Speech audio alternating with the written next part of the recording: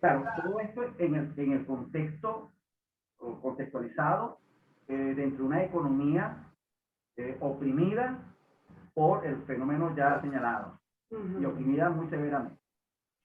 Ahora bien, esta concordancia normativa, salario mínimo, salario suficiente, pero por una parte, que te interrumpa. A tu entender, vamos a precisar, porque como si tú tuvieras una audiencia, claro. tienes que comentar el jueves tú. Claro, a eso voy. Vamos a ir ahí. La norma está desfasada, la que tenemos, no, es que, del salario mínimo. No es la norma, ¿Qué es lo que ocurre? no es la norma, Es la realidad económica. Vamos a hablar claro. Por eso que yo hago una... ¿Qué pasa? Claro, ¿La Ejecutiva Nacional no establece un salario mínimo digno? Fíjate, por eso... ¿Es que lo establece? Evidentemente, en la práctica sucede de que ese salario mínimo no se corresponde con la finalidad que en un principio aproximadamente cumplía el salario mínimo. Por eso... Entonces es la norma que no sirve, es el actor protagónico que no lo hace. Yo diría sencillamente que hay una situación económica donde incorpora muchos actores, donde desde luego el Estado tiene un papel central, ¿no? Sobre todo en nuestra economía. Porque es el principal papel. No solamente por ser el principal patrón, sino porque además es el que traza las políticas económicas que van a afectar pues a todos los actores y a todos los ciudadanos del país. Vamos a hablar de otro punto que a lo mejor tú y yo lo conocemos y los que nos escuchan no lo conocen. Cada vez que se va a hacer una discusión de una contratación colectiva de los entes públicos, ¿qué le pide el inspector Rafael para iniciar el... Claro, el estudio económico, porque es con base a este estudio económico que puede abrirse la discusión sobre las tasas para hacer un aumento del salario mínimo en el presupuesto nacional debe tener la capacidad para asumir ese compromiso. Eso es lo que pasa. Y para fijar un salario mínimo hay que tener una recomendación de la tripartita, que son los empresarios, los trabajadores y el propio representante del gobierno para hacer un aumento. Entonces, ¿qué es lo que ha pasado? A lo mejor nosotros creemos, ¿qué tú crees? ¿Tú crees que no se ha dado esa reunión tripartita entre Fedecámara, los representantes de los sindicatos y el representante del Ejecutivo para no hacer esta afiliación? Por ejemplo, en mayo quedamos estupefactos. Primera vez que un 1 de mayo viene el presidente de la República y no hace un aumento. Quedamos estupefactos. Entonces, ¿tú crees que esa reunión no se da o es necesaria? Bueno, yo de verdad que eso ya responde pues a todo el proceso político que rebasa estrictamente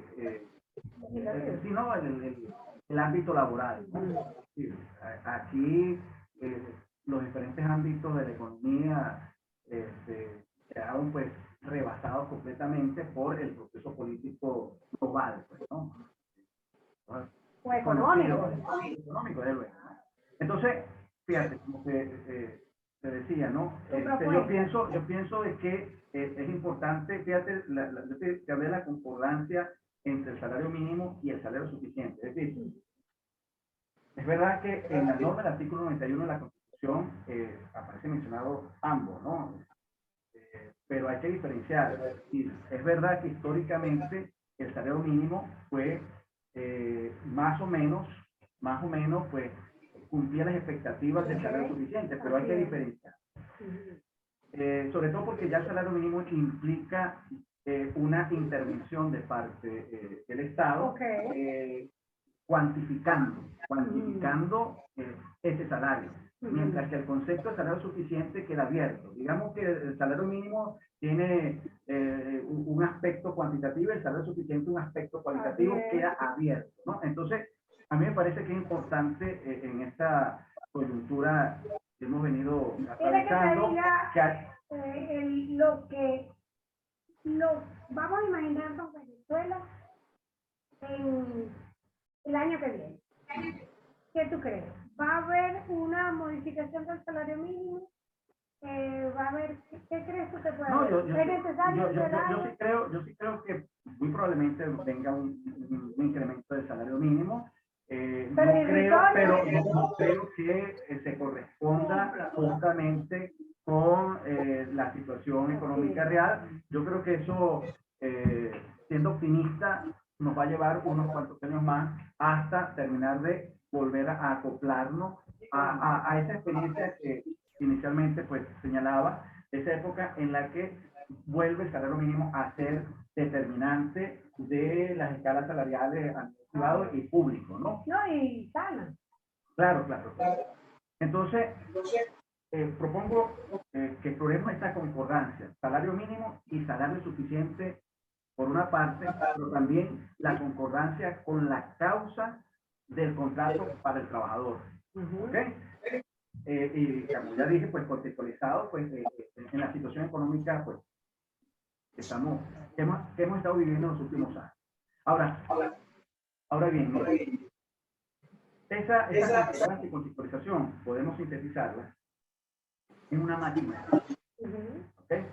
Que podría ser más o menos en los simples términos, ¿no? Tu propuesta. Los trabajadores ordinariamente prestan su fuerza de trabajo al empleador a condición de que el salario sea suficiente, no mínimo, sino que sea suficiente. La cosa queda bien. ¿Okay? Correlativamente en contratar y o retener la fuerza de trabajo para la realización de su objeto económico al menor costo posible. ¿Ah? Justo en el límite en que el salario es suficiente. Ahora bien, ¿qué intento significar con esta máxima experiencia? Vamos a representarnos mentalmente. Como que es necesario. Claro, porque justamente es un concepto, es un recurso que tenemos, pues, justamente cuando ya estamos inmersos en un caso judicial, ¿no? Representemos mentalmente un triángulo invertido. ¿Ok? En su lateral superior tenemos la relación salario mínimo, salario suficiente. Enclavados, ambas variables, en un ángulo inferior, constituidos por la variable causa del contrato de trabajo para el trabajo. Sostengo la tesis de que si se resquebraja la relación en el lateral superior, es decir, entre la variable salario mínimo y la variable salario suficiente, si eso se resquebraja, ese resquebrajamiento va a acarrear aguas abajo también el resquebrajamiento de la causa del contrato para el trabajo. Desaparece el triángulo y esto en concreto, ¿qué significa? Significa inviabilidad de la relación de trabajo, que puede ser de dos tipos. Una ab initio, esto es a la hora de la contratación de nuevos trabajadores, o una inviabilidad sobrevenida en relación a los trabajadores que ya siempre están en su fuerza de trabajo, ¿ok? Su fuerza de trabajo en su respectivo puesto de trabajo. La historia de esto, me refiero justamente a los últimos años con la hiperinflación y todavía en el presente, avala esta y podemos explicarla en esa emigración de trabajadores, no solo hacia afuera de nuestras fronteras nacionales, sino también internamente. La emigración de trabajadores, la emigración de trabajadores de la economía formal a la economía informal. También es cierto que con toda la inflación, pues aquí continuaron operando, funcionando las empresas, las entidades de trabajo, si bien el número de ellas disminuyó sensiblemente. ¿Ok? Con ellas continuaron trabajando. Pero estaba hablando del sector privado. No, claro, estoy hablando fundamentalmente del sector privado. El sector público tiene... Allá yo consideración. No es la gente no, también el sector público se registró este fenómeno de trabajadores que dejaron su puesto de trabajo, ni siquiera participaron en algunos casos, no sé si la mayoría, pero en todos los casos, yo realmente estoy en función del sector privado. Que se sostiene efectivamente. el sudor del trabajador con el sudor del empresario que invirtió su capital. Ok, Y lo han hecho. entonces, Y aportaron. quedaron aquí, pues, como te dije, distribuidos en números. ¿Cuántas empresas cerraron? Sabemos, ¿verdad? Así es. Pero quedaron unas entidades de trabajo, pues, empleadores allí operando. Ahora que había que preguntarse a la luz del planteamiento que estamos haciendo aquí. Justamente por eso hablamos de lo que podríamos llamar del partido. ¿Por qué? Porque al final queda afectada la finalidad de la relación de trabajo. ¿Okay? Entonces, es concebible que estos trabajadores continúen prestando su fuerza de trabajo a cambio solo del salario mínimo. Claro. Por eso que una experiencia nos Por eso permite... que tendríamos, los que nos están escuchando, decirles, ¿por qué es importante la discusión? Claro. La discusión del salario mínimo, todos sabemos que estamos aquí. Que nadie le paga un salario mínimo a ningún trabajador actualmente en Venezuela. ¿Por qué es importante esta discusión? Claro, pero te lo voy a plantear, ¿okay? Para no salirme del contexto en el que estoy desarrollando la exposición. Fíjate, ¿okay? Eso que tú estás diciendo, seguro que aquí lo compartimos todos los que estamos en la oficina. Te pregunto, ¿es el conocimiento privado tuyo? Un juez, ¿tú crees que esa afirmación que tú estás señalando? Efectivamente. De allí la necesidad de avalar, de construir un hilo argumentativo que dé fundamento a una máxima experiencia, porque bien sabes tú como juez lo importante que es una máxima experiencia a la hora. Efectivamente, pero también nos toca a nosotros como litigantes, pues, hacer ejercicio de la sana crítica a la hora de valorar alegatos y pruebas. Quiero que me responda, ¿por qué importa esta decisión? ¿Es que tiene algún efecto el salario mínimo en el efecto económico ahorita, actualmente? Bueno, pero voy a llevar los casos que se están ventilando. ¿Qué está sucediendo? Está sucediendo y en gran parte, fíjense, se reactiva la jurisdicción laboral. Sí, hay una reactivación todavía pero incipiente, pero sí, en comparación con la muerte. Efectivamente, aquí se habló la jurisdicción laboral, ¿no? Pero bueno, está reactivando la jurisdicción laboral. Ahora, ¿cuáles son los casos que están reviviendo la jurisdicción laboral? Precisamente los casos actuales, los empleadores han venido pagando una bonificación adicional, normalmente en dólares, bien como lo estableció lo estableció la jurisprudencia del PTJ, o bien como moneda de cuenta, es decir, o como moneda de pago. Es decir, moneda de cuenta, bueno, sencillamente yo te aparece en dólares, pero lo pago en bolívares. ¿Okay? Si sube o baja, eso es lo que te va a pagar. Y no va a tener efecto de prestación. Y moneda de pago te la voy a pagar por eso. ¿Qué ocurre? Entonces, claro, el comportamiento patronal, que no es sorpresivo, porque desde los del derecho al trabajo, esta conducta patronal ha existido, conducta discriminatoria, fraudulenta, una conducta que justamente está cubrir y en esto a despenalizar. Eso es parte de la conducta simulatoria. Entonces, no nos sorprende. ¿Ok? Esto constituye un eje regulatorio del derecho del trabajo. Ahora bien, fíjate. Por eso nos encontramos entonces con trabajadores, que aquí a todos nos llegan trabajadores que dicen, mire, no, a mí me pagan el salario mínimo, aquí está el recibo, y yo pagaba, pero los han venido pagándolo de una manera encubierta, no reflejando. No querían reflejar. Exactamente. Ese encubrir es típicamente conducta simulatoria. ¿Ok? Simula estar pagando lo mínimo, pero en la realidad concreta, ok. Aquí tenemos que entonces no solamente solamente a la máxima experiencia que estoy Santiago. propiciando, sino y además con principios caros del derecho procesal del trabajo, como es el principio de la dificultad probatoria. Tan difícil para un trabajador probar efectivamente bajo fuerza el patrón no le está pagando una bonificación diferente, o sea, adicional.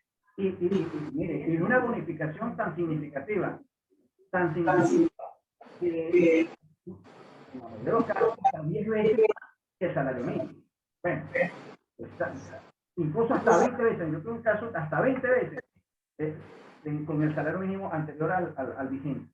Lo que pasa es que con un poco, claro, lo que pasa es que con el último incremento del salario mínimo, menos, pero se sigue desfasando, ¿no? ¿Está de acuerdo entonces que el problema no es la norma, sino que se le vació de contenido? Desde luego, desde el punto de vista real, absolutamente de acuerdo. Sí. Ahora, aquí es donde los operarios de justicia, ¿ok? Los jueces, los abogados, tenemos una responsabilidad de cumplir. Efectivamente, ¿no? Entonces, cuando yo traigo esta reflexión, esta propuesta, es justamente para armarnos ante ventilando, donde efectivamente no hay una prueba formal de ese pago adicional, pero todos sabemos que eso está ocurriendo. Ahora, un juez laboral, yo me pongo en el lugar del juez laboral, y yo recibo un caso donde no se paga solamente el salario mínimo, yo evidentemente, en esta máxima experiencia, yo una vez asumo una actitud de incredulidad. O sea, no te creo. ¿Okay? No te creo. Desde luego, la máxima experiencia no es un medio de prueba. Ah, claro. Estamos de acuerdo que no es un medio de prueba. Técnicamente es un juicio hipotético acerca de lo que comúnmente ocurre en la cotidianidad de la gente. Por eso es que ahora, pues, te preguntaba, mira, eso que tú estás afirmando de lo que está pasando en la práctica, ese es conocimiento tuyo, no, eso todo el mundo lo sabe. Y entonces todo el mundo lo sabe y no lo saben los jueces. No lo saben. Ahora, tú puedes llevar ese conocimiento, que todo el mundo lo sabe, lo puedes llevar a una sentencia.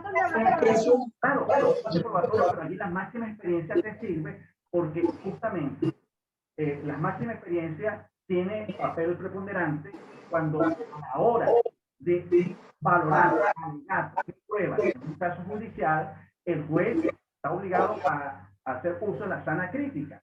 ¿Ok? Entonces, pienso que debe haber una actitud. Ahí te interrumpo por lo siguiente.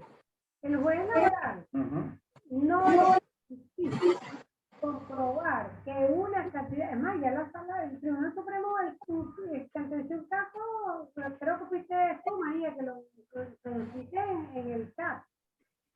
El juez laboral es difícil verificar que esas cantidades que se están pagando en dólares forman parte del salario, no del salario mínimo, sino del salario. ¿Por qué? Porque el 104, 105 de la ley, aquellas cantidades regulares y permanentes recibidas por el trabajador como provecho de ventaja, o sea, bueno, que tú me estás pagando esos dólares en efectivo y me los pagas, eso no importa, eso es salario. Eso lo digo en la vida, en una sentencia de una transnacional. Entonces, por el hecho de que me lo estás pagando en efectivo y sea salario, no significa que sea dólares, no significa que no es diferente en materia probatoria. Aquí nosotros estamos un poquito más para atrás, estamos hablando de la conceptualización de la norma como tal. Entonces, en conclusión, para el cierre, el 111 de la Ley Orgánica del Trabajo es la que habla del salario mínimo, que Javier Rodríguez, la propuesta de él era una modificación que dice en primera parte: el Ejecutivo Nacional podrá decretar los aumentos de salario y medidas que estime necesarios para proteger el poder adquisitivo de los trabajadores y las trabajadoras. Hasta el fin realizará las amplias consultas y conocerá la opinión. Entonces, ¿esta ley hay que modificarla en tu opinión o no hay que modificarla? No, en principio efectivamente, y llevado ya a... Claro, pero fíjate, cuando esta ley se sancionó, todavía no estábamos viviendo el proceso del salario. ¿Okay? Ahora bien, desde luego, la inquietud de Javier y seguramente de todos, ¿no? Es justamente el darnos cuenta que la norma en la práctica está significando pues realmente una situación de injusticia, pero no es la norma propiamente, es que hay otros, y es aquí donde puede ser el trabajo de la justicia laboral, tenemos que trabajar lo que el propio derecho del trabajo nos da y el derecho procesal del trabajo para contextualizar las normas y dar respuestas conforme a la verdad y a la justicia. Claro, no puede ahora criticar a los jueces. Yo me iría más atrás. Un cliente que llega a tu oficina, ¿qué le dirías cuando ellos te dicen? Mire, doctora, ¿cómo le pago a los trabajadores? Porque, mire, a mí me da miedo incluir en el recibo de la nómina este dinero que yo le estoy dando en dólares. Pero resulta, otra, que si no se lo pago, se le va con otra empresa. Y yo necesito esa mano de obra cualificada. Entonces, el problema de desfase, como lo llamo yo, esta perversión, porque estamos viviendo en una perversión, ¿verdad? En que la norma como tal no se aplica, ¿verdad? El Ejecutivo Nacional no la actualiza y la empresa tiene temor de pagar el salario en dólares al trabajador libremente y abiertamente porque tiene una incidencia en las prestaciones sociales. Entonces, ¿cuál sería la propuesta? Pero esa problemática tampoco es nueva, ¿no? O sea, desde siempre, y de allí que se planteó... Pero más perversa es ahora. Pero me explico. Toda esa situación en cuanto a la incidencia del salario en las prestaciones sociales, siempre ha sido el argumento del patrón, del sector patrón. Actualmente, en el momento económico social que está viviendo Venezuela, no es necesaria una modificación del régimen de prestaciones sociales. Aquí en la ley. Realmente. Esta retroactividad de los salarios no es algo que le da muchísimo pero fíjate que ya hubo, mira, hablando del salario completo, viendo todas las percepciones en dólares. Un momentito, vamos a hablar de la realidad, porque ¿qué se ocurre? Cualquier empresa que la demanda y ese trabajador prueba que es pagaba en dólares y el incidente también esos montos en las prestaciones. Eso es lo que pasa. Bueno, pero en todo caso, el problema de fútbol. Yo empezaría señalando, en todo caso, a nivel del empleador. Sí, el empleador tiene que tener en cuenta cuál es el marco regulatorio. ¿Okay? Entonces, todas las oportunidades posibles que puedan calcularse, eso debería tenerse en cuenta a la hora de la decisión del patrón o del empleador de fijar un determinado salario. Dejemos algo para el próximo tertulia, ¿verdad? El tema laboral es ¿verdad? Tu opinión. Para que nosotros, los próximos programas, hablemos de prestaciones sociales, los intereses, hay una de cómo se calculan los intereses de las prestaciones en dólares, cuando son dólares, cuál fue la interpretación, eso es muy importante. La tesis que yo sostengo, que también te he dicho, nos hicimos un live para eso en Instagram, si la indexación se hacía al final de la demanda o se hacía al inicio. En fin, esos temas son interesantes. A ver cuál sería la solución. La solución no es que los trabajadores acaben con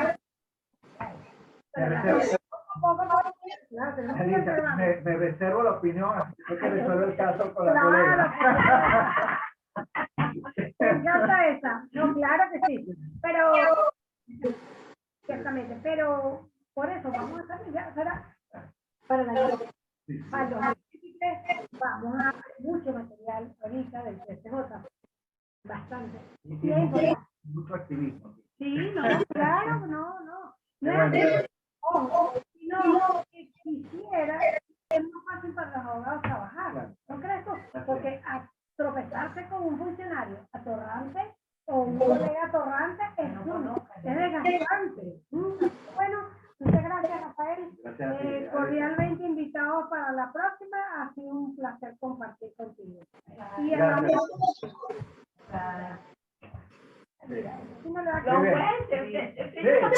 Clarito, mira,